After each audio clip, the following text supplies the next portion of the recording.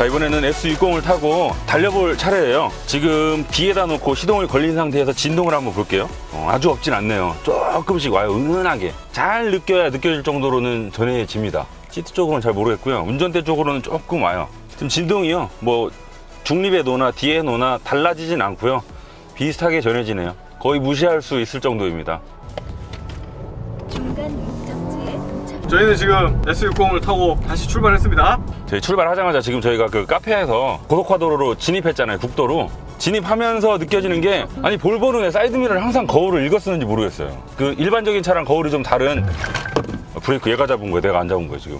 지가 브레이크를 너무 세게 잡아서 오히려 더 깜짝 놀래요.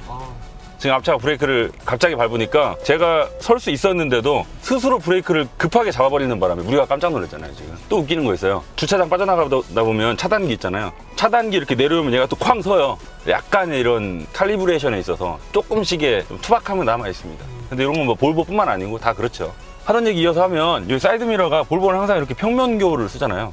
볼보를 탈 때마다 처음에 조금 적응하는데 시간이 좀 걸려요. 차선 변경할 때 거리 감각이 조금 바뀌거든요. 그래서 조금 그런 어려움이 있죠. 지금 정지해 있는 와중에 이 엔진 사양을 간략하게 읊어드리자면, 직렬 4기통 2리터 가솔린 엔진이 들어가 있고요. 최고 출력은 254마력, 최대 토크는 35.7kgm라고 합니다. 변속기는 자동 8단이 맞물려 있고요. 이제는 많은 분들이 익히 알고 계시겠지만 볼보는 전 라인업에 같은 엔진, 같은 변속기를 물려서 쓰고 있습니다. 그래서 볼보는 딱 요 엔진 공식을 가지고 드라이브 E 파워트레인이라고 부르고 있어요. 그 E가 뭐 에코 이런 E는 아니고요. 1996cc, 그러니까 1cc도 다르지 않아요. 가솔린과 디젤 다 통틀어서 같은 엔진으로, 뭐 정확히 똑같진 않겠지만 같은 엔진 그 블럭으로 거기에다가 뭐 터보, 슈퍼차저, 하이브리드 여러 가지를 조합해서 원하는 출력을 다양하게 뽑아서 쓰고 있죠. 그리고 이 S60에는 그 중에서 T5 엔진이 들어가 있습니다. 지난번에 저희가 디자인 때도 말씀드렸지만 T4, T5는 2리터 4기통 가솔린에다가 똑같은 싱글 터보가 들어가 있고요.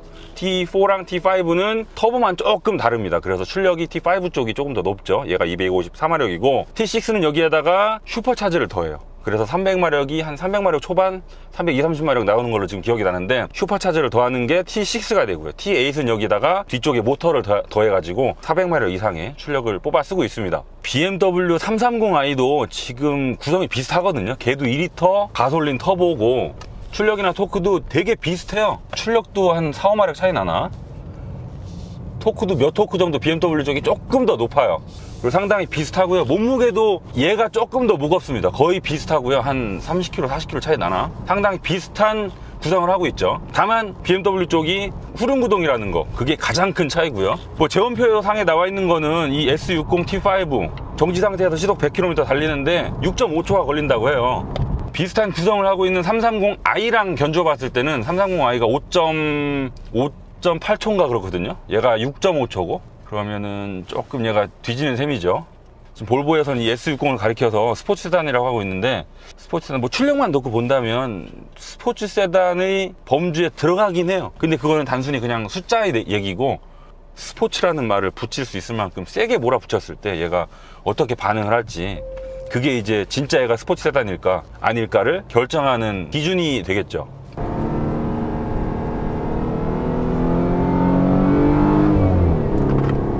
제가 변속을 안 하니까 스스로 바통을 넘겨버립니다. 지금 이렇게 제가 일부러 시속 60에서 2단 해놓고 가고 있거든요. 일부러. 엔진음이요, 지금 요즘 현대기아 자동차에서 밀고 있는 스마트 스트림 엔진도 그렇고요. 지금 볼보가 전 라인업에 쓰고 있는 드라이브 E 엔진도 그렇고요. 효용을 가장 최우선시하는 엔진입니다.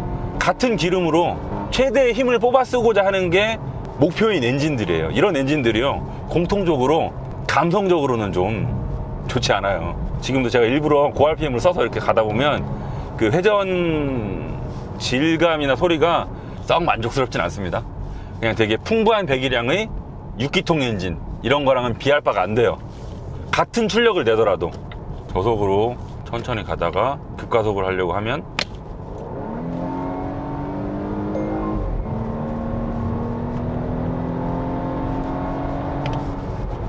변속기 반응은 빠른데요. 그 변속 속도 말고 의도를 읽어내는 속도는 빠른데요. 다운, 다운, 업, 업, 업, 가속을 하다가 업 하잖아요? 아니면 다운을 하잖아요? 그럼 실제 변속기 토크가 달라지는 것보다 그래픽이 더 빨라요.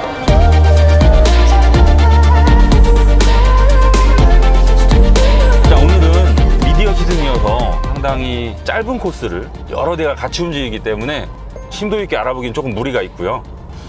지금 잠깐 달린 느낌으로는 아까 저희가 오는 길엔 제가 뒷자리에 앉아갖고 지금 제가 운전대를 잡은 지 불과 뭐 1, 2분 됐나요? 3분 됐나요? 근데 느낌이 아까 중간 기착지에서 많은 기자분들한테 제가 어땠어요? 하고 물어보니까 볼보 같대요. 그래서 그쵸, 볼보 갔었겠죠 하고 내가 내 차례가 돼서 이제 운전대를 잡아보니까 진짜 볼보 같아요. 하체 느낌도 볼보 같고요, 엔진 느낌도 볼보 같고요. 이게 말로 설명할 수 없는데 눈 가리고 이거 타고 무슨 차 같아 그러면 볼보 아니야? 싶은 느낌이 좀 올 것 같아요.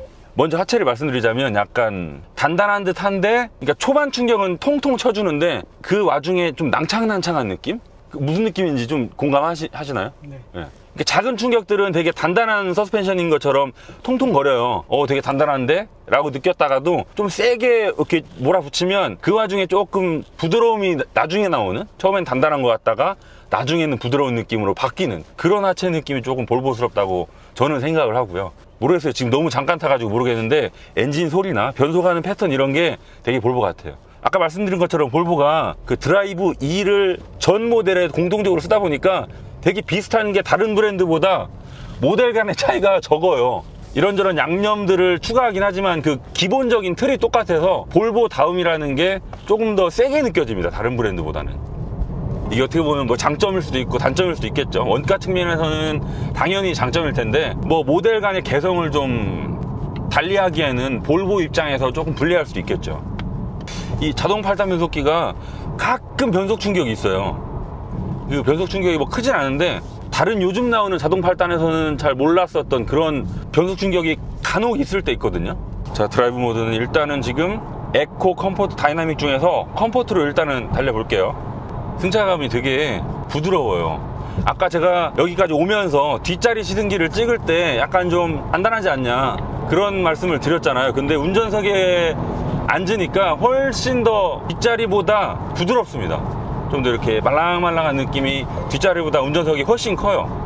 지금 오늘 시승 프로그램의 특성상 얘를 끌고 와인딩에 가면 어떻게 될지 모르겠습니다만 이 정도의 부드러움이라면 스포츠 세단 치고 제 역할을 해낼 수 있을까라는 의심이 지금 듭니다. 아주 이렇게 우리가 소위 말하는 정말 스포츠 세단의 느낌이랑은 조금 거리가 있는 게 되게 부드럽고요, 낭창낭창하고 그 와중에 힘은 제법 여유 있는데 이 힘도 정말 엔진과 바퀴가 되게 짱짱하게 연결되어 있는 느낌은 아니고 누가 타도 그냥 편하게 탈 수 있는 그런 세팅을 추구하는 게 느껴져서 스포츠 세단이라고 싶은 생각이 좀 지금은 들거든요. 지난번에 디자인 설명할 때도 말씀을 드렸지만 드라이브 모드를 바꾸는 이 다이얼 있죠. 생긴 건 엄청 예쁜데 직접 바꾸기에는 그렇게 편하진 않아요. 이걸 일단 한번 눌러줘야 되고 돌려야 되고 조금 기다려야 되고, 그리고 다이얼 돌아가는 게 되게 부드러워 가지고요, 누를 때도 이게 좀 미끄러져요. 다이얼이 다이나믹으로 주행 모드를 바꿨거든요. 일단 RPM을 훨씬 더 높게 쓰는 거는 바로 전달이 되네요. 근데 뭐 엔진음이 바뀌거나 그런 건 잘 모르겠는데요. 그리고 전자식 댐퍼가 들어가 있지 않아서 뭐 하체 세팅이 달라지는 것도 아니고요. 이 볼보가 항상 타보면 이 주행 모드의 차별화에 있어서는 그렇게 세진 않습니다. 항상 보면 별 차이 안 나요. 흔히 말씀하시기를 기자분들은 그래도 좀 일반인들보다 많이 하잖아요. 소위 덕후예요. 그런 분들은 좀 이렇게 매콤한 차들을 좋아하는데 자동차 말고 다른 것들도 그렇잖아요. 시계도 그렇고 오디오도 그렇고 되게 깊이 들어가면 뭔가 특색 있는 거를 추구하기 마련이에요. 그런 분들이 이제 자동차 기자들이 차를 봤을 때는 자기들만의 개성을 좀 맞춰줄 수 있는 개성이 센 그런 차들을 찾는데, 차에 대한 별로 이렇게 관심이 없는 그냥 일반인들이 타시기에는 그런 차들이 또 무난하지 않아서 싫거든요. 그걸 자동차 회사도 잘 알기 때문에 그냥 누가 타도 무난하게 두루뭉실한 차들을 주로 만들죠. 볼보도 보면 스포츠카 회사는 아니잖아요. 그렇다 보니까 항상 타보면 그 브랜드 특성이 많은 사람들이 좋아하는 차를 만드는 쪽으로 확실히 가 있습니다. 그래서 항상 승차감도 부드럽고요. 그들이 말하는 스포츠성이라는 게 정말 차를 좋아하는 사람들이 스포츠성이랑은 조금 거리가 있을 때가 있죠. 브레이크 페달도 담력이 부드럽거든요. 최근에 지금 신차 출시가 상당히 잦아서 최근에 탔던 차들 거의 다 SUV예요. 뭐 콜로라도, 트래버스, 물론 픽업도 있었죠. 바로 어제 탔던 모하비까지 이런 덩치 큰 SUV들의 페달이 대부분 이렇게 쑥쑥 꺼지잖아요. 얘는 그 정도는 아닙니다만 그냥 일반 세단 치고는 브레이크 페달이 상당히 쑥쑥 꺼지는 되게 말랑말랑한 느낌이네요. 그 운전대 반응도요, 이 정도면 상당히 느긋한 편이거든요. 제 차가 1시리즈인데요 1시리즈도 뭐 물론 스포츠카는 아니죠. 그 와중에 이렇게 해보면 반응이 얘가 훨씬 더, 제 차는 이렇게 똑같은 정도를 흔들어 봐도 앞머리가 이렇게 휙휙대는 게 느껴지거든요. 근데 얘는 그렇지 않고요. 슥슥 이 정도? 제 머리가 이렇다면 얘는 이렇게 움직이는 확실히 차이가 느껴집니다. 이 볼보에 90 클러스터가 있고 60 클러스터가 있고 또 40도 있잖아요. 근데 90과 60은 SPA 플랫폼을 공유해서 쓰고 있어요. 재밌는 건 항상 타보면 뭐 XC90, XC60도 그렇고요. 또 S90과 지금 제가 타고 있는 S60도 그렇고요. 비슷한 장르에서 90과 60의 차이가 오히려 90 쪽이 조금 더 단단한 느낌이고요. 60 쪽으로 오면 항상 차들이 너그러워집니다. 제가 XC60 탈 때 처음 이걸 느꼈었는데 타자마자 바로 느꼈거든요. XC90 대비 XC60이 훨씬 더 말랑말랑해요. 근데 S60도 S90이랑 비교했을 때 비슷한 차이인 것 같아요. 확실히 뒤쪽 서스펜션도 S90보다 S60이 조금 더 말랑말랑한 것 같고요. 디자인만 놓고 보면 90 쪽보다는 60 애들이 훨씬 더 되게 공격적으로 생겼거든요. 덩치도 좀 더 작아지다 보니까 스포티하게 몰아붙이기 더 적합한 크기인 것 같고, 밖에서 봤을 땐 그런데 정작 몰아보면 90보다는 60이 항상 더 부드러워요. 그걸 바꿨으면 좀 더 잘 어울리지 않았을까 싶은 생각이 좀 들거든요. 60 친구들은 조금 더 그 오너 드라이브 쪽에 가까운 차들이잖아요. 근데 성격이 오히려 바뀐 게 아닌가 싶은 생각이 듭니다.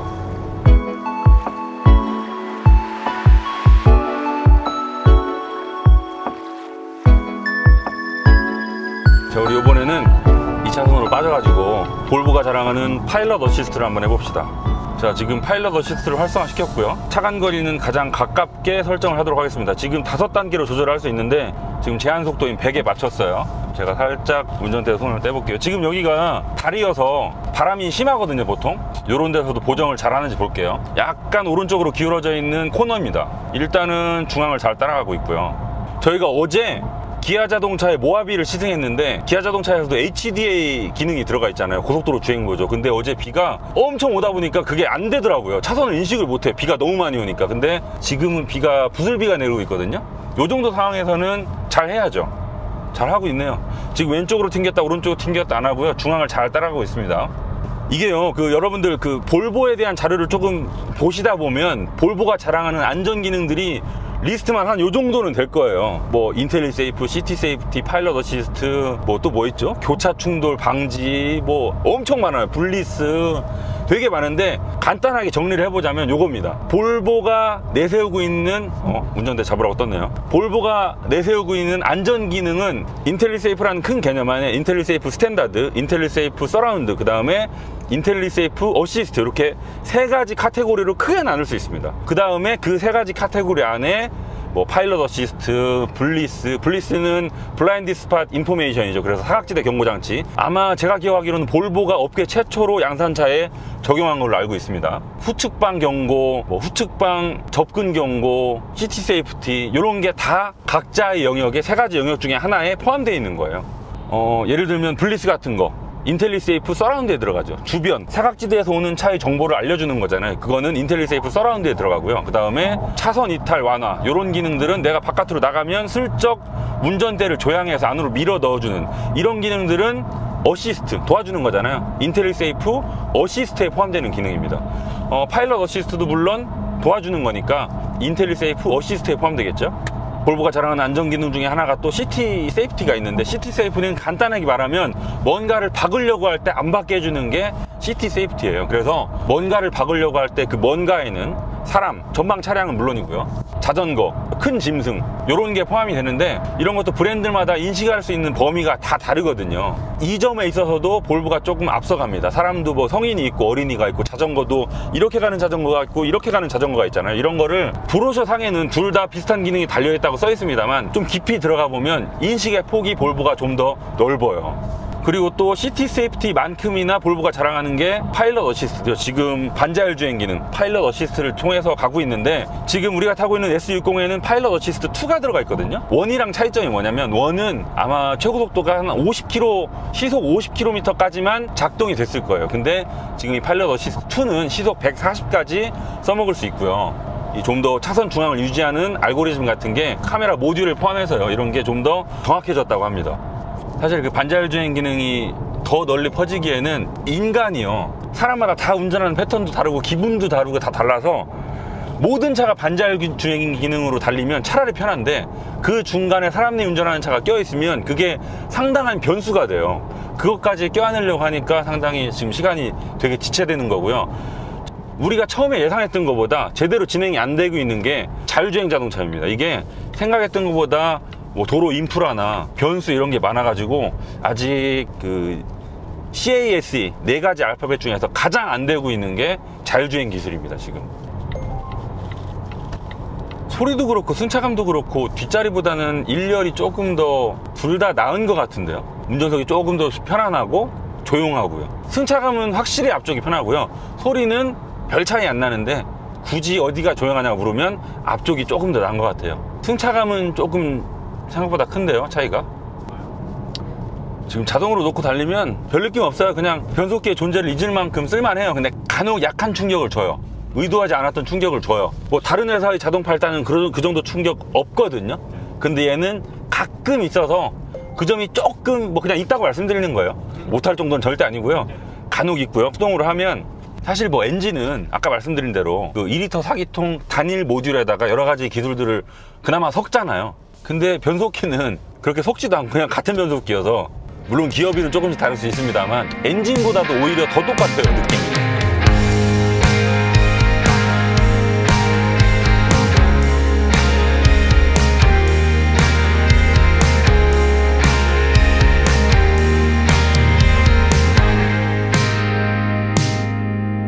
저는 전반적으로 이렇게 S60을 사다 보면 대부분의 소비자들이 자동차 덕후들처럼 막 한 개까지 차를 몰아붙이는 사람은 없습니다, 거의. 그리고 심지어 와인딩도 평생에 한번 갈까 말까예요. 그냥 뭐 강원도 같은 데 가시면 천천히 올라갔다 내려갔다 하시는 거지, 타이드 스키등 들으면서 몰아붙이시는 분은 아주 극소수거든요.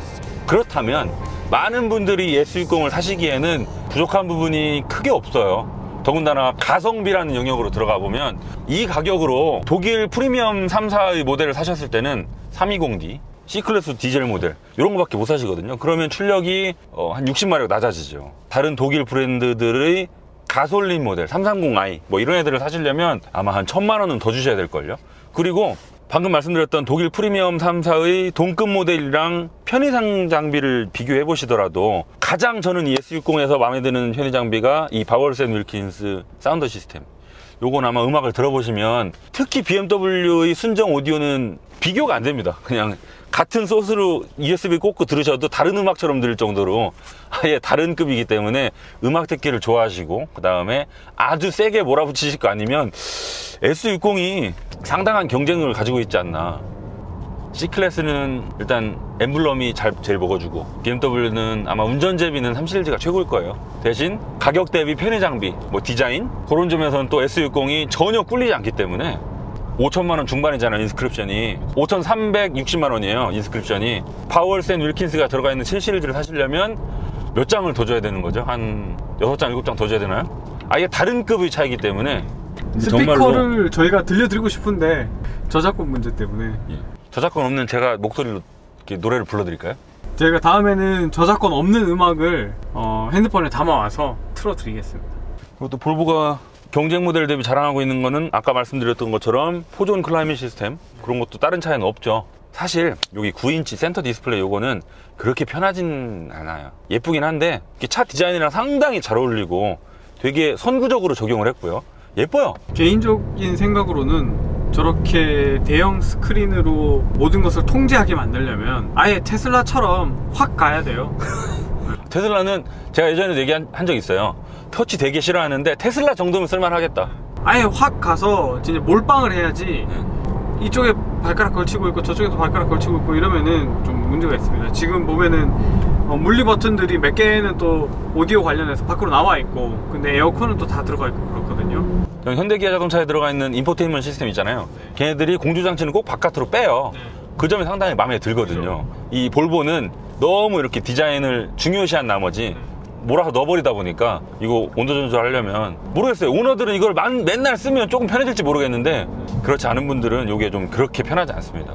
그 오토 에어컨을 쓰다 보면은 온도를 급격하게 올리거나 급격하게 낮추는 일이 그렇게 많지 않습니다. 그렇죠. 거의 그냥 고정해 놓고 쓰죠. 터치가 불편한 게 뭐냐면 뭔가를 조작하려고 팔을 뻗었을 때요, 봐야 되죠. 그리고 또 누르려고 손이 가는 사이에 차가 조금이라도 움직이면 조준이 틀어집니다, 이게. 그래서 옆에 버튼 누르고 막 그래요. 근데 물리 버튼은 그런 게 별로 없거든요. 그 여자친구한테 뽀뽀할 때 잘못 조준하면 콧구멍에다 뽀뽀하고 막 그러는. 예, 죄송합니다. 코에다라도 한번 해보고 싶다. 뽀뽀 해보셨어요? 예? 안 해봤는데 뽀뽀. 저도 안 해봤어요. 그럼 뭐예요? 어떻게 하는 거예요? 이빨로 하는 거예요? 지금 저기 뒤쪽에 S60 엉덩이를 보시면 제동등, 미등, 후진등, 방향지시등 전부 LED거든요. 근데 S90은 오히려 방향지시등이 전구입니다. 형인데 전구야? 그랬거든요. 근데 S90이 먼저 나오다 보니까 지금이랑 달랐겠죠. 몇 년 전이니까. 그리고 S90도 페이스리프트 하면서 내년에 나온다고 하거든요. 페이스리프트 하면서 전부 LED로 바꿀 예정이라고 하더군요. 그리고 저기 저 리어램프 C자형으로 돼 있는 거. 예. S90 처음 나왔을 때 사람들이 되게 어색해했거든요, 저거. 저는 어색하지까지는 않았어요. 근데 이 S60은 이제 정말 자리 잡은 것 같아요. 항상 그래요. XC90부터 지금 현재 볼보 디자인의 철학이 시작됐잖아요. 토마스 잉그나스 아저씨가 그걸 XC90에 처음 담아냈잖아요.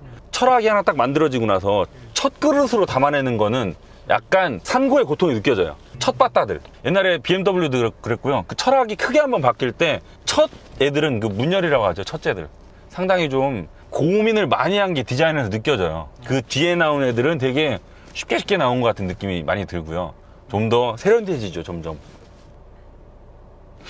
처음에 출발할 때보다 진동이 세졌는데? 아까 중간기착지에서 시동을 잠깐 끄고 있다가 다시 시동 걸고 출발할 때, 일차례 되면 출발하려고 잠깐 서 있을 때는 제가 진동 별로 없다고 말씀드렸잖아요. 지금 신호대기 하면서 한 40분 정도 달린 뒤에 가만히 느껴보니까 분명히 출발할 때보다 진동이 좀 세졌습니다. 지금 운전대로 넘어오는 진동이 아까랑은 달라요.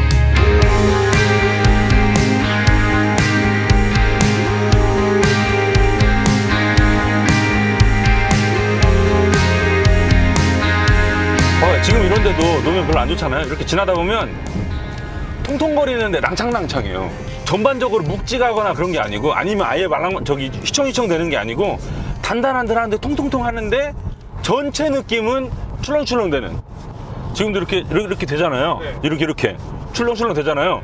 근데 자잘한 진동들은 다 와요. 그 와중에 큰 진동은 이렇게 돼요. 이거 하체 스포티에 컴포트에라고 딱 물으신다면 확실하게 컴포트 쪽입니다. 이게 스프링의 댐퍼가 다 꺼졌을 때 있잖아요. BMW는 불안하지 않거든요. 근데 얘는 쿵 칠 것 같아요, 느낌이. 다 찌그러졌을 때. 되게 하체 밀도가 높은 느낌이거든요, 3 시리즈는. 근데 얘는 좀 그 밀도가 그렇게 진하지 않아요. 자, 볼보 S60 T5를 몰고 뭐 긴 시간은 아니에요. 잠깐 달려봤는데요. 이 코스도 제한적이고 시간도 좀 한계가 있어서 조금 아쉽긴 합니다. 하지만 짧은 시간이나마 못 느껴본 볼보 S60은요, 한마디로 볼보예요.